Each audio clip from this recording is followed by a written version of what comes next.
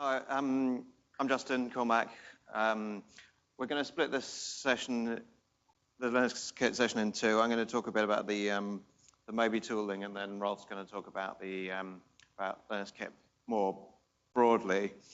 So the Moby tool has mostly been used for LinuxKit so far, but I'm going to talk about some of the stuff that we're doing for making it into a general assembly tooling for the broader Moby project. So the aim is to have this tool be a generic tool for assembling customized modular containerized applications.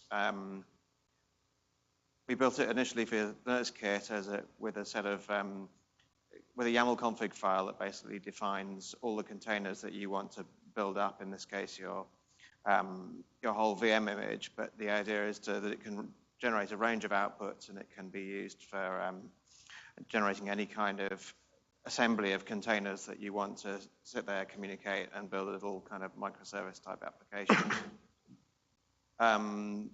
We have made a lot of usability improvements with it. The config's more modular, so you can specify little separate components, which I'll show you in the example.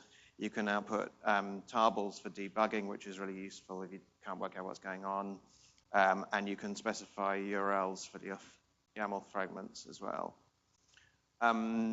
We spent quite a lot of time removing the dependency on Docker, because this is a tool that's supposed to be there for building Docker. And so for the bootstrap problem, you don't really want to have Docker as a requirement for building Docker. So there's a work in progress port to use containerd for most of the parts where Docker was being used before, which got into a little sideline of porting containerd to run on the Mac, because the Moby tool is designed to run kind of on your desktop machine as well. So I spent quite a bit of time porting that, which is now got enough of a port to do all the things we need for the Moby tool. It's not a complete port yet, but maybe I'll do some more work on it later. And we also, some other parts of the Moby tool where we use Docker, we use LinuxKit. So we should switch over to containerd fairly soon. It's got quite a few dependencies, so and slightly different workflow. So there's a bit more work to do on that, but it's in progress. We've done a load of work on Notary integration, which I think there'll be some talk about later. But as containers are really the packages for this kind of distribution we're building, signing and verification is incredibly important. So for LinuxKit, all the packages are now signed, and we're kind of building out the build workflow with signing in future. Next step is signature pinning, so you can be absolutely sure that the signatures are the ones that you're actually expecting to sign the packages, not just some other signature that happened to have got there. So Riaz has been working on that. It's been really good. If you want to see how to integrate Notary with your application, it's actually a really good example to look at the code if you're interested, because it's kind of maybe more standalone than looking through how Docker integrates it, and kind of more customizable. It's really useful. We also have been having some discussions about how to do, when we shift to containerd for doing that, how we integrate that with containerd. One of the things when you're assembling the code together, we've got the services that make up that code need to talk to each other. And so at the moment, all the communications through the file system, and it's very ad hoc. And the overall YAML file doesn't tell you how your code's actually, which container is going to talk to other containers. So we've got a draft proposal on the LinuxKit repo that came out of some of the work we're doing on LinuxKit with privilege separation with containers, which need to talk in a very controlled way. It's still in discussion. We're going to do some more prototyping this week, and try and get a good answer about how we're going to wire up the containers to talk to each other. So if you're interested in that, look at the LinuxKit issue. We've also done some work on outputting assemblies that can run directly on a host. I'm going to demo you an assembly running inside a Docker container. I'm currently working on direct systemd support, which will be used to build Debians and RPMs, as systemd is pretty much the standard way of running things. Because originally, we only really supported outputting whole machine images for LinuxKit, but this is now. We obviously want to be able to just build something that's just like your Docker binary that runs on the host. So that's in progress, just debugging some systemd stuff at the moment. Let me show you. I'll show you running some stuff in Docker.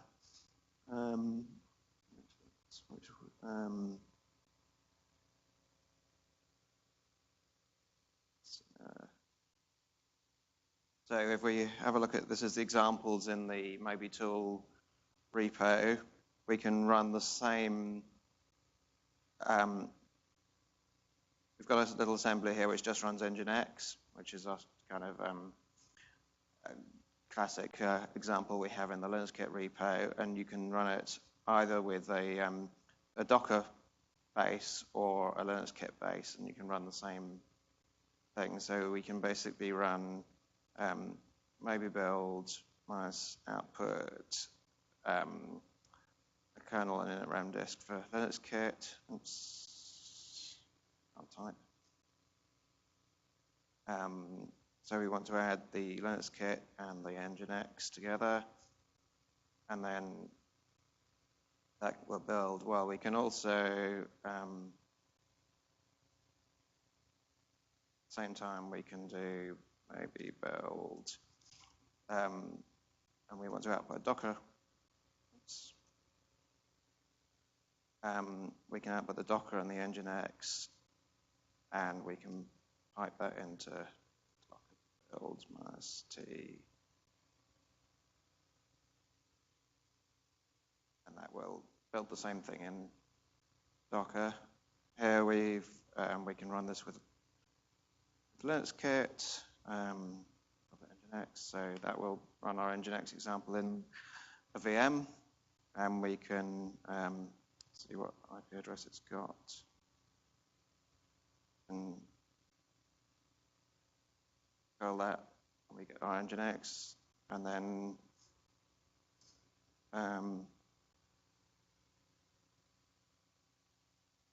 oops.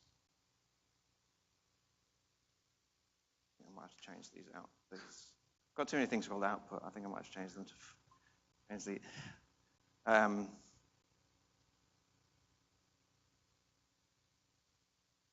And then so we can run the same thing.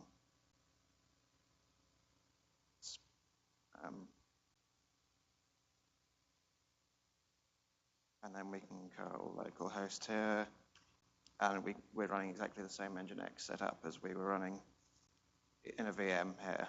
So we've run the same setup in a VM and locally in Docker. And so what's next? As I said, the rigging up components to talk to each other and to gRPC channels is the next kind of thing. Debs and RPMs, and then we also want to output native binaries that run on Mac and Windows that are basically you can run them as a standalone executable on Mac and Windows, as well as the Debs and RPMs for Linux. So we have a whole kind of output of binaries that you can run on all these platforms. But we can take questions at the end of the whole bit, sounds good. I think. Yeah.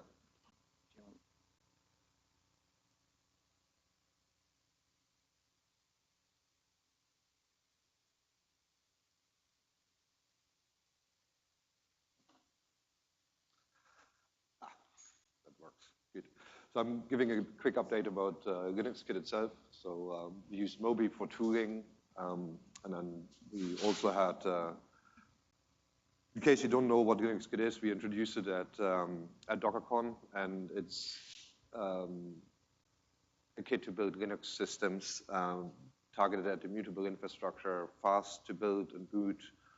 It's built from containers, built for running containers using the Moby tool. It's open, and we have a lot of effort and projects going on to make it more secure than it already is. And we view it as sort of our way of running immutable infrastructure underneath any orchestration framework. So it's basically the basis for that. So we launched it in April at DockerCon. It has been pretty busy since then. So the spike on the GitHub graph is just pre-DockerCon. It was very frantic. But since then, we kind of average about 50 plus commits a week. In total, we have about 54 contributors. 28 of them are external, so it's pretty good. So once we open sourced it, we started getting quite a few PRs, some of them documentation improvements, but also some real good code contributions. And after DockerCon, there have also been a lot of blog posts and talks given at various Docker meetups by captains, etc. So it was very good. Thank you very much for that. So what from these like 50 odd commits per week, so probably the biggest improvement was that we added a whole bunch of platform support. So in particular, we now have support for various cloud platforms, including Amazon AWS. We already had some support for Google Cloud, but we also now have Microsoft Azure and VMware vCenter support. So you can build a LinuxKit image, push it to the cloud, and then run it on any of these. In terms of local hypervisors, we recently added support for Hyper-V. We already had support for HyperKit, QEMU KVM, and VMware. There's a new subcommand to the LinuxKit utility called push, because if you build images locally, but then want to run them in the cloud, so that will take care of creating a disk image on Google Cloud, or on AMI, on AWS, or VHD on Azure. It will push it to your storage subsystem and make it available so that you then can run it. Overall, we improved better disk support, so multiple disks are available for some of the backends, not all of them, but we are kind of improving that continuously. And so in this particular area, so the platform support, we had significant contributions from the community. I'd like to call out Dan, who has implemented most of the VMware support, and Radu, who contributed the Microsoft Azure support, and Dieter helped a lot with the AWS support. We also have done a lot of work around build and packaging of the system. So if you compare how some of the packages and the images were built around DockerCon and how they are done now, it's very, very different. To start with, we converted all the package builds to use multi-stage builds, which got introduced or announced around DockerCon. And what they actually allow us to do is start with a base image. We actually have a fixed Alpine base image, which contains essentially the union of all packages we want. We then install only the packages we need and then copy it into another stage. And that allows us to basically create really minimal images. So I think our DHCP package is currently something like 3.5 megabytes or so in size. So the multi-stage builds really help with it. And it also makes it a lot simpler and easier to read. Previously, we had basically tarring inputs and outputs into Docker, and to then extract other images, create images on the fly, and the multi-stage builds really help with that. As already said, we now build most packages from a fixed Alpine base. So we have an Alpine base which has all the tools we need to build everything, and that's signed and pushed to hub. And then if you build actual packages, we just pull this and build the packages. And that means that we have far more reproducible builds because everything is derived from one base. There's For most of the package builds, there's no network access required, apart from pulling the Alpine base image. So there are no network dependencies, no external dependencies. Everything is built from a known base. Finally, we added to the Moby tool the ability to, so the YAML files used to have a lot of boilerplate, setting up the bind mounts, setting up the capabilities for a container, and they were repeated over and over again in all the YAML files. So what we have done instead is the default settings for a particular package are now added to the package image itself as a label, so you don't have to specify them in the YAML file anymore. And that makes the YAML file a lot more concise. Finally, we introduced notary signing for all packages, and I think Riaz is going to talk about that later in more detail.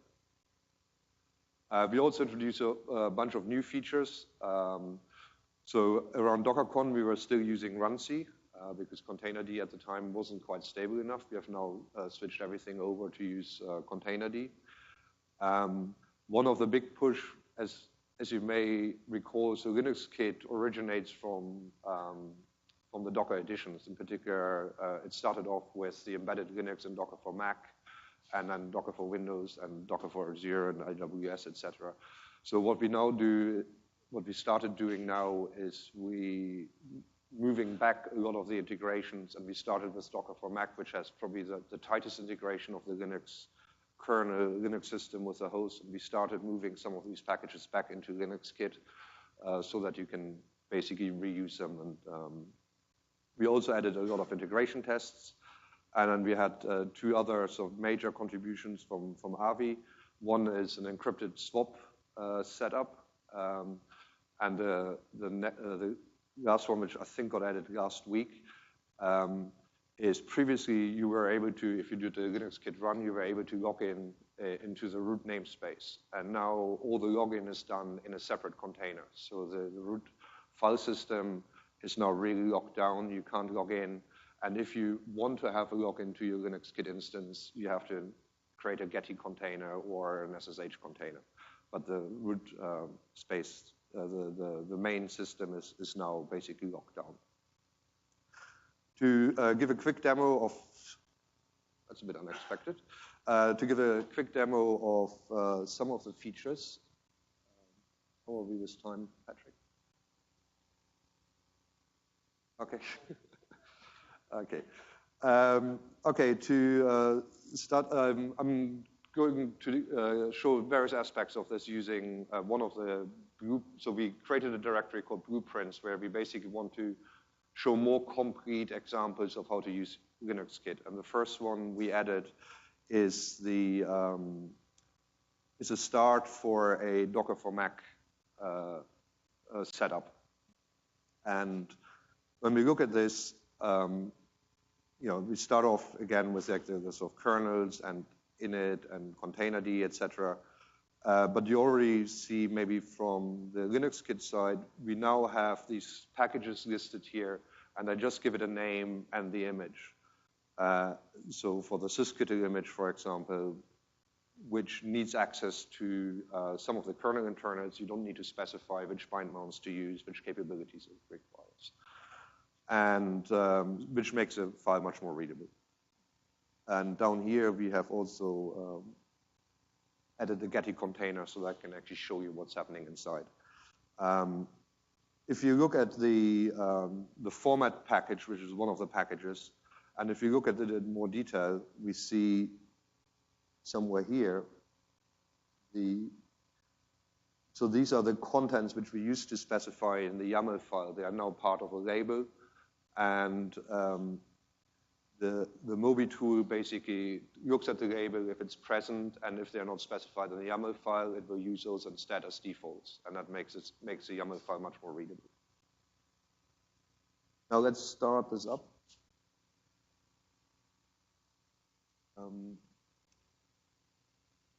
So this image also has a bunch of the integration daemons I mentioned earlier, which we use in Docker for Mac.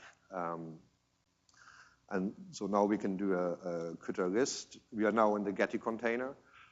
We see that we have a number of containers running. One of them is a Docker container. We have the Getty container, which is our container.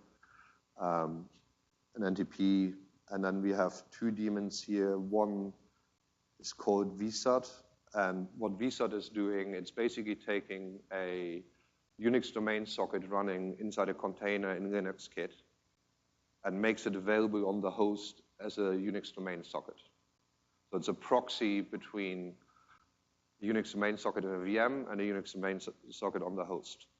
And this is implemented using VirtIO sockets, if you're familiar with it, and on Windows, it's implemented using Hyper-V sockets. So it's a transparent proxy which allows us to expose things like the Docker Unix domain socket on the host transparently, and then we can connect to it.